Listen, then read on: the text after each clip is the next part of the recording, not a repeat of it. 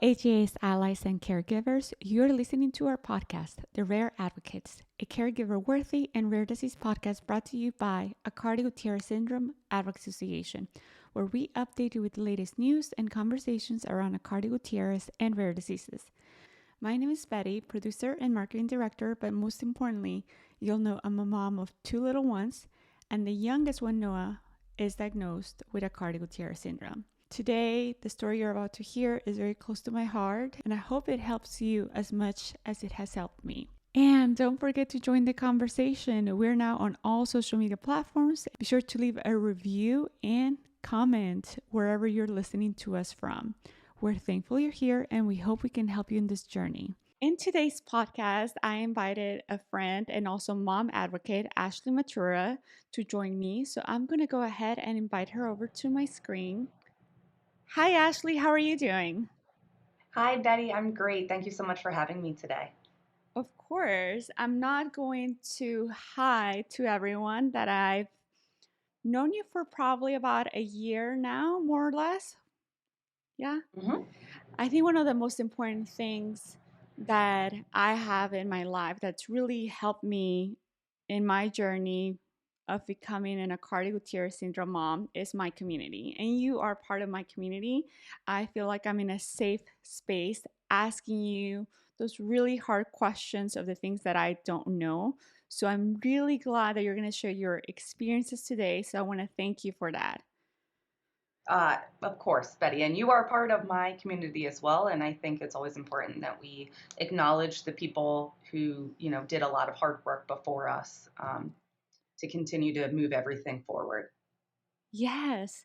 And I understand that you're sharing your experiences, a little bit of Ryan's experiences. You are Ryan's mom.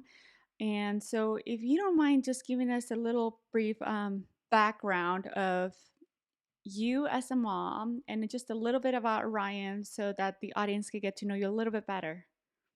Sure. So Ryan does have Aicardi Goutieres syndrome. He has AGS9, which is one of the newest identified genes. So at this time, we don't have that many kids with AGS9. And I actually live in the suburbs of Philadelphia. So CHOP is our home hospital. We're lucky to be there with the Leukodystrophy Center of Excellence. Um, and Ryan is a tenacious 7-year-old who is in a typical education environment and uses AAC to communicate. Thank you so much. You mentioned Ryan has AGS9 and one of the newly associated genes with Aicardi Goutieres syndrome. Is it the lowest amount of kids? You mentioned there's not that many from what you know. That's interesting. I know in the AGS Facebook group we did a map, and I actually think it's the second Second. least occurring that we know about so far, and that's just anecdotally. So Yes. as as we know more, well, I'm sure there will be others that join our little community, unfortunately. Yes. But it's been a great space, you know, within the overall AGS community to kind of have people just with the gene type that you're associated with. Yes. And that's one of the important things before we move forward is so there's 9 different types. Noah has type 5. We just established that Ryan has type 9, but the spectrum so wide and so different that sometimes even though you have a different gene than someone else, you may associate with most of the symptoms with the other family and not necessarily with your lane of genes. And that's also been your experience, correct? Yes, correct. Overall, I mean, anytime there is damage to a brain, each brain is unique and the damage and where it occurs is unique. So it can just have a very vast uh, impact. And in the AGS community, it's just a very heterogeneous community. We have people who didn't find out until their kids were diagnosed that they also had it. And then we obviously have also kids that we figured this out at birth. With Ryan, we figured it out around 4 months that he was having some symptoms and things that weren't quite developmentally right. So that's when we did an MRI and kind of started this journey. So, yes, everything I say today is just my experiences, obviously. I think it's also important to note that I am the mom of a person who has a disability. It's not, I don't have a disability, so I try very hard to not speak for the disability community. I just speak as someone who's going alongside of it and advocating for my son.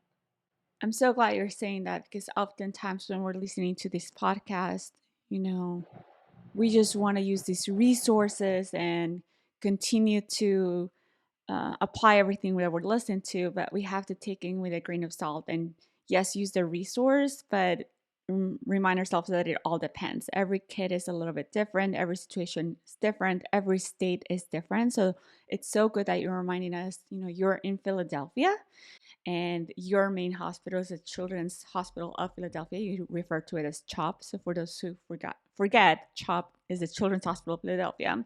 While I'm in Texas, and one of the things that I admire about you, even though it's hard to use the word admire because I know you're doing everything in your power to always be there for Ryan. So it's something that comes natural. It's not something that you're doing it on purpose just to inspire others. You didn't choose to No, do this every day. no, I But did I not do choose it. as a mom who belongs to the community, we look for um, commonalities because it brings us comfort because it is very lonely. And you've been advocating uh, for Ryan and along Ryan's journey for a very long time. And one of the things that I'm continuing to get educated is about disabilities. And so I'm very thankful you're here to talk to us about some of Ryan's disabilities. So you mentioned early in our conversation that he goes to school now. He's 7 years old and he's in an atypical classroom. So can you share a little bit about his disabilities and why he's in an atypical classroom? Because that's important before we move on with this conversation. Yes, for sure. I think it helps frame how we think about AAC is looking at the cognitive and motor disabilities. So Ryan is 7. He uses a wheelchair. He has a one-on-one aide with him all day. He relies on that person for all of his personal care needs. So feeding, diapering, um, transitioning out of the wheelchair into a stander or sitting on the floor with him. So that is kind of what that looks like for him. But cognitively, Ryan has always shown that he is at or above grade level. The trick is in the people who are trying to figure that out and doing it in a way that makes sense because of the language disabilities that he has. So many children with AGS have very significant communication disabilities, but they don't have significant cognitive disabilities. So that creates this gap of we have kids who are smart and know what's going on, but how do they communicate that to us? And how do we get that out of them so we understand their ways of communicating? And so we haven't mentioned what AAC stands for. So what does Yeah. AAC stand for? Is and just elaborate on when it's used and how it's Okay. used. Yep. So AAC stands for Augmentative and Alternative Communication. And I think what's important to kind of just get out there from the beginning is that AAC is any kind of communication that isn't oral speech. So we all use AAC every day. Texting, emojis, Yeah. body language, eye contact, all of those things fall under AAC. I think another misnomer that we have is that people think AAC as the high tech, the iPads, the eye gaze, and all of that. and there is no tech, low tech, and high tech AAC. So Ryan really started with AAC by utilizing picture books and pointing to things. Mm-hmm. So he kind of developed that by himself. And then all of a sudden we were like, oh, this is how you're communicating. And that was really just like a springboard to get into a talker device, which is in more of like that high tech section of AAC.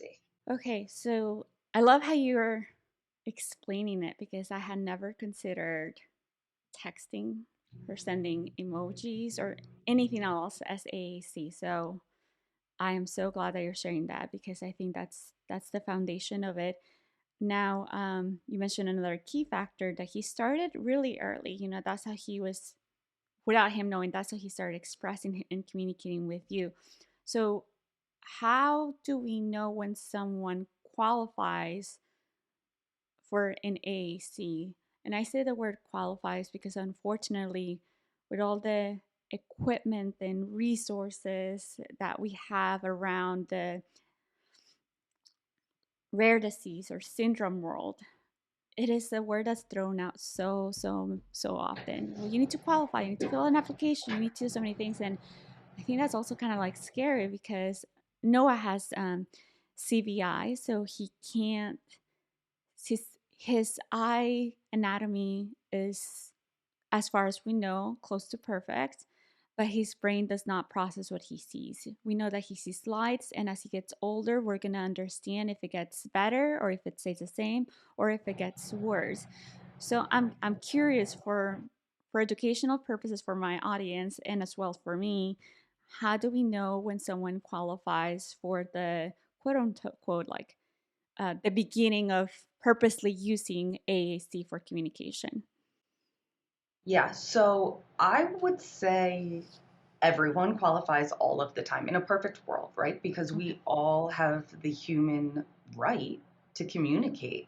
It's such a part of the experience. And I think if you approach it with an open mind, that again, eye gaze, gesturing, vocalizations, that all counts as communication. We often talk with Ryan's IEP team that we accept all modalities of communication. When we started this journey, the speech language pathologist that we were working with wanted to point out, she said, you know, all of us communicate in the way that's easiest. So some days that might be just vocalization or pointing or looking at something for Ryan, and other days it will be using his device. So in my mind, everyone can benefit from using AAC. Um, it's a harder conversation, Yeah. I would say, before a child is 3, because often with our AGS kids, we're really focused on PT and OT when they're little. And it's important to recognize that not having verbal speech doesn't matter. You should still have a speech therapist because they're really a communication therapist. And most of our children don't have receptive uh, language disabilities, it's just expressive language. So getting them any tools as quickly as possible just helps everyone. Everyone should qualify. You might have a harder time with younger kids making that point, but push and push and push. It will change your life for the better for sure. Yes, yes. And I've only seen devices through Instagram stories, Googling it. And one question that I have, and maybe you can talk to me a little bit about how it works. You mentioned eye gazing, and I've seen pictures, but I think it's a whole lot bigger than what I'm seeing. You're mentioning also, kind of opens, or maybe not kind of, it does open for receptive communication. You know, it's just, it's no longer them just expressing it, but actually like communicating a message. So from the little I know, I've seen pictures, I know about eye gazing, but I've also seen letters to type out things and I've also seen, and this, maybe it's a lot, but that way you can know where I'm coming from. I Yeah. know Ryan selects music and YouTube videos on the device. So Yes. please Yes. continue Yep. to educate us. Yep. So again, remembering that there is no tech and low tech AAC Okay. devices. So that might be a binder where you put pictures and symbols, and your child can either just touch them or look at Okay. them. There are It's called an AbleNet device, but it's basically two big buttons, and you Okay. can record your Yes. voice. So we started with that with Ryan very early, where one was me saying yes and one was me saying no. So we would just ask him a lot of yes and no questions to try to figure out what it was he wanted in that moment. And then as far as high tech goes, Ryan utilizes his AAC device by activating it with his hands. We do have a device that he can do with eye gaze. Eye gaze can be fatiguing because you really have to focus. So it picks up where your eyes are, and then it knows what you're looking at. And if you hold that for whatever length of time you decide, 1 second, it will select it. Um, so for kids that have more significant motor disabilities, that's a great way. But there are a lot of other ways to activate AAC as well. So people who maybe have a CVI diagnosis, and that might be difficult, but they have no auditory disabilities, which usually our kids with AGS don't have. They actually have buttons that you can put, next to your head or by your elbow, your arm, whatever works best for that child, where the AAC device will scan all of the different buttons and say it out loud. And then when you get to what you want, you hit the button. So there are a million different ways to activate an AAC device. It's a lot of trial and error and finding out what works for you, and then also the positioning of the device. Like I said, Ryan uses his hands to activate, but depending on his dystonia that day, where we are, sometimes it's more upright, sometimes it's lower, and we just kind of have to trial what works best. But I think it's important for people to understand that, they may see a child like Ryan and go, well, my kiddo doesn't have the hand-eye coordination to do that. That's not the only way to communicate with a high-tech AAC device. I'm speechless. If you're not seeing the video, I'm just like dissecting all of it and realizing that I've seen it more often times than I realize, because you mentioned earlier in your response a binder, and I've actually seen that. I've seen where the mom pulls out a binder and it has kind of like tabs, and the kid all of a sudden opens a tab and it can the kid it starts expressing like emotions or wants or favorite things, and I didn't think about that.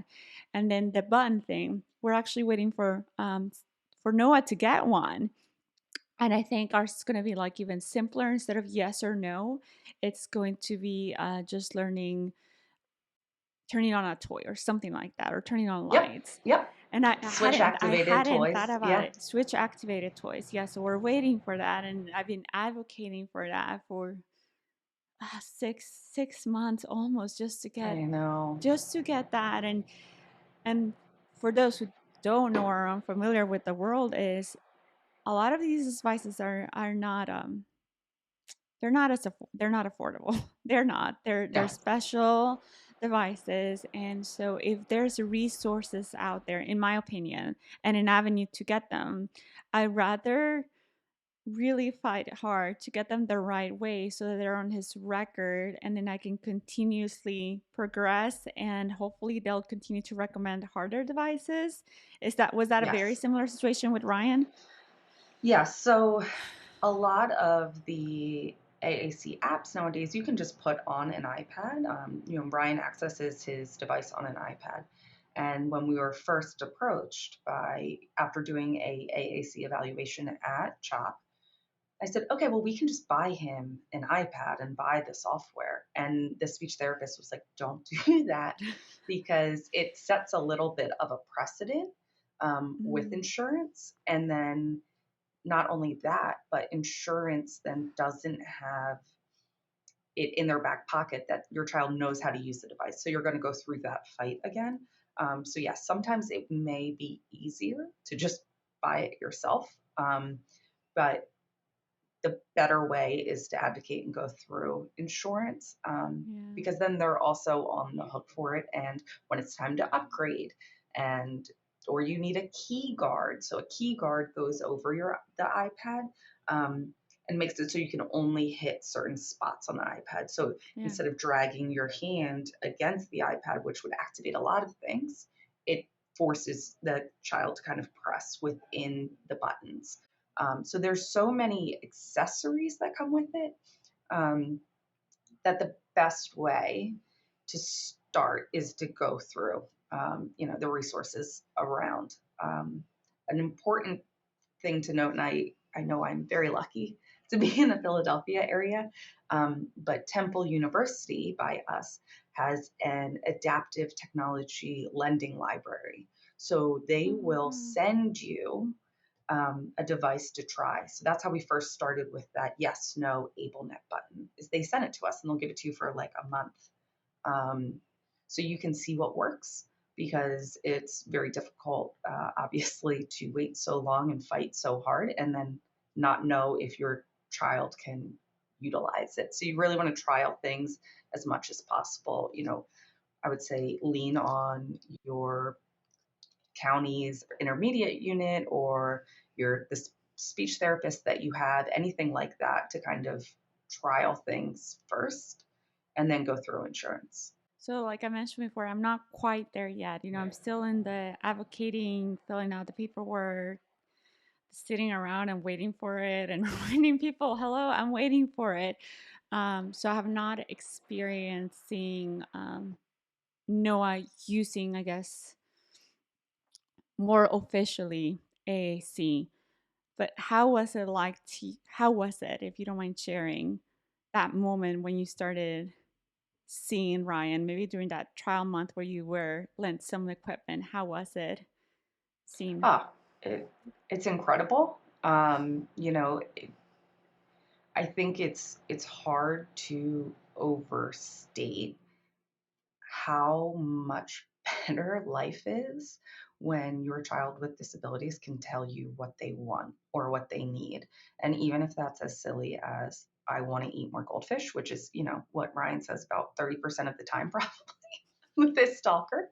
Um, I'm kidding. He does say it a lot, but you know, that kind of thing. Toddlers are tough as it is. Having a toddler, and a lot of that toughness in toddlers is because they can't communicate what they want. That is only exacerbated when you have a disability and you don't have a way to communicate. So we saw a reduction in how often he was getting upset because he could just say it now. We had a picture, and this was even before the device that we got, where it just had mom on one side of the page and dad on the other. So he could at least tell us when he was upset which one of us he wanted.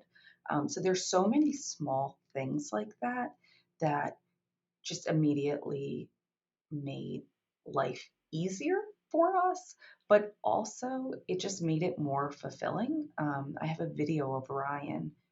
He's about 3 years old, and we're in the car, and it's near Christmas time, and he keeps saying, Merry Christmas, ho, ho, ho, Santa on his device. And I said, Ryan, what do you get at Christmas? And he said, presents, and his whole face lit up. Um, and I think it's important to see that, like, a kid who's 3, who had no access to verbal communication, is still so aware of everything that's going on, and having a very simple conversation of just Santa's coming, presents will be there. Um, it, it makes your whole world better. It's really nice. Sorry. No, it's You know okay. me. It's just, it's it's not that I take it for granted with my older son, but I'm definitely experiencing the world differently with Noah. And hearing that short story about Ryan is just it's just beautiful. It's I understand. I truly understand. And um, what's it like, Ryan, at school? Because he's around other kids. What do Yes. other kids ask a lot of questions? Because I think that's so important. And I actually spoke to your mom on another podcast. So that I podcast know. will be out soon. So everyone should definitely It's go very listen to that one exciting. after this one. um, but I think it's so important and wonderful, and it can be really beautiful for other humans to see that, you know, there are devices that really help us understand and just communicate better and educate them. And I'm trying to think of all the words I wish I could express when they're around kids like my son and Ryan. So I would love to learn a little bit about, the environment in school and how they've taken it and just a little bit of that experience. Yeah, so luckily in 2023, most educators hopefully have seen an AAC device before and are familiar with it and understand that it isn't, um, they're not bringing a tablet to school to play on. It is their voice. And if you take that away from them, you're effectively taping their mouth shut. So it's important that all AAC users have access to their device at all times. If you're in an environment, the bath, or the pool or somewhere else, there are a lot of ways that you can still make it accessible to them. On Ryan's wheelchair, he actually has Velcroed on his chair a little symbol that says, I want my talker now. So if they're ever doing something in art class where they have to use their whole tray, he can look at or touch that and say, I need my talker now. In the bath, you can actually take the same screens that you have on your device, or if you have a low tech device, this is perfect, and print them out and laminate them so he can touch it there. Um, because once you give someone the gift of AAC and communication, you can't take it away. And communication to me is a human right. So, luckily, now in schools, most people understand that. I've had to have a conversation or two reminding people that that is his voice. It's not, we don't call it an iPad, we call it a talker, Yeah. to kind of reinforce that for other people. And when we started out with AAC, we made a very big deal about having an iPad that was his talker and an iPad that he could use for other applications like YouTube and things like that. Now that he is well versed in his talker and he will get out of YouTube to go into his talker to tell me he wants something, we've lightened up on that rule. But at first, it is really important for the kids to realize no, this is just how I talk. So at school, the other kids in his class have always been incredible. I think I had a lot of concerns when school first started about how would other kids interact with Ryan. The children have been great. So I've been on the playground and kids will come up and go, what is that? And I go, oh, this is how Ryan talks. And I'll model. I say, this is how Ryan can tell me he wants to go to Target. And they go, oh, he can tell you he wants to go to Target? That's cool. And then usually they just run off and continue to play. Um, he luckily has a wonderful speech language pathologist at school who is actually, when she does sessions with Ryan, she will bring in a typical peer and they'll do the session together. So the friend will also get to see Ryan's device because when you are communicating with an AAC user, um, there is kind of some general etiquette that you should use. You have to give a lot of wait time and things like that. So they've actually brought in a second device for his typical friend to use so they can both use devices back and forth, which then helps his typical peer realize, hey, when I want to say something, it might take me multiple swipes and I have to go back and I might mishit something. So it helps them understand, you know, Ryan's answers aren't always going to be instantaneous because he might need to get to a different communication tree on his device. So the kids have been great.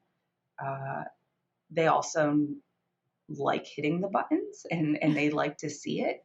I'm very cognizant if we're at the playground and a random little kid comes up to us that I say, this is how Ryan talks.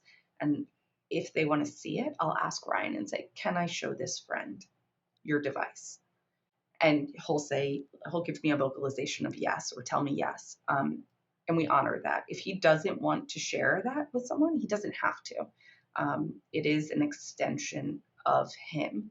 So it's not a toy. We occasionally have to tell that to some of the kids because they just get excited, and you just remind them, this is how Ryan talks. This is his. But I'm always happy to show other kids how it works because it opens the world up, not just for Ryan, but for those kids too. That's amazing. I'm thinking about my older kid, and these kids are getting exposed to these devices. It's going to change their perspective. And I personally think it's something that is going to it has impacted them positively. And they're going to be better adults because of that exposure. And I'm hoping that Mm-hmm. they don't ever forget. They don't ever forget. And I think that's so important. We're helping raise more awareness, a better future for everyone, in my opinion. Right. I've actually had peers of mine, friends, colleagues, who, after knowing more about Ryan, have said, maybe I would have judged a parent in a restaurant whose kid had a iPad out, and now I don't because you don't know, and I think that's very important. And kind of what you're talking about with your other son is that the world is getting more global, more inclusive, and those things are all a positive impact. I went to one of the children in Ryan's class birthday parties, and the dad said, the first day our son came home and said, oh, Ryan's in our class. He's in a wheelchair and he has a talker. And Ellie's in our class and she has blonde hair. It really, two little kids is no big deal. And I'm so happy that the generations after us uh, will hopefully have such a more positive outlook on disability because disability is neutral. I think we have to really look into why we may think that disability is bad, but disability isn't a bad thing. It's natural and it's neutral. It's not a bad word. We can say people are disabled. Um, Yes. there's nothing special about it. Brian's needs are what he needs, and my needs are what I need. And again, that is just part of being human. So I think it's really been positive seeing the typical kids interact with Ryan at school. So I have one final question for you, and you've been on this journey longer than I have. So if you could go back to past Ashley, now with what you haven't experienced, or just think about me, I've only been a year and some months into this experience, and I have a while to go. What advice or what would you like to tell your old self, knowing what you know now? Oh my goodness. You don't know me. Um, Like you don't know me. Gosh. So again, speaking only from my personal experience, Of course. things got a lot easier for us when Ryan turned 3 years old. That was like a really big turning point where we could start to see more of his personality. Um, Someone had told us at one point that if Ryan could sit independently by the time he was 3, he should be able to walk. So up until he was 3, there was this like big nagging thing inside of what will Ryan be able to do? And our life got so much better once we let go of the expectations of what we Yeah. wanted out of Ryan's life. There was a long time we said, if Ryan can walk, talk, eat on his own, and toilet on his own, things will be great. And as soon as I let all of that go, our life got better. And that isn't to say that it's not still really hard. You know, disability being neutral doesn't negate the fact that it's really difficult, and it's really difficult to live in a world that isn't always accessible.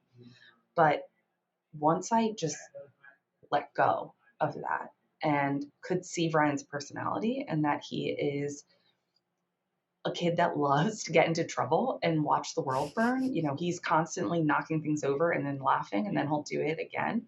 Um, he loves it when things go wrong, and he's smart. And once we could get that, it really got easier for us. And Brian's access to AAC and communication corresponded very much with when he turned 3. So I think, you know, us letting go of a lot, which is so hard when you're a new parent and you're going through the diagnosis and so many things are getting thrown at you. And a lot of us didn't know while we were pregnant that any disability was coming for us. So it it's just such a big mindset shift. And you have to feel all of the feelings. You can't just jump forward to just leaning into it and accepting it. But that's really when it got better. So he got access to communication, and I think we let go of so many of the ideas we had in our head about, you know, what his life might look like or what would be best or this or that. That's great advice. And I'm so glad you mentioned it's not easy to get there, but it was life changing. So I think that's great. And that's one of the things that I like asking those sort of questions, because sometimes we need to hear it once, twice, reflect on it, and then maybe we'll start practicing it. And then maybe we'll get there sooner than later, or no, we'll get there later. So it all depends on where you're at and how you're feeling, and just kind of like going with the flow. But I think listening to those little pieces ahead from the community, it starts preparing us a little by little to be there. Ashley, is there anything Yes. else you would like to share with the audience before I let you go? About AAC. Okay, a few more AAC basics. So when you have a new AAC user, you really need to model communicating on the device. So, and you want to make it fun. You don't want to force them. I very much try never to say to Ryan, like, use your talker, because again, if he's communicating a different way, that's Mm-hmm. his choice. You know, I have days sometimes I don't want to talk or pick up the phone or text. Um, so modeling and not forcing it. And then also working with your speech language pathologist on a cueing hierarchy. So this is really important for everyone who interacts with the AAC's user to know. When they're newer users, you know, you ask a question, and for Ryan, we wait 10 seconds. And then after 10 seconds, you do a non-verbal gesture. Like you might go, and, you know, put your hands up in the air, letting him know that you're expecting him to Yeah. respond. And then the next thing that you do is you ask Brian, can you tell me this again? So you ask the question again. And then if not, you do hand over hand activation of the device with Ryan, or you do it yourself. So it's kind of like following that hierarchy to give him multiple ways to succeed. Um, Yes.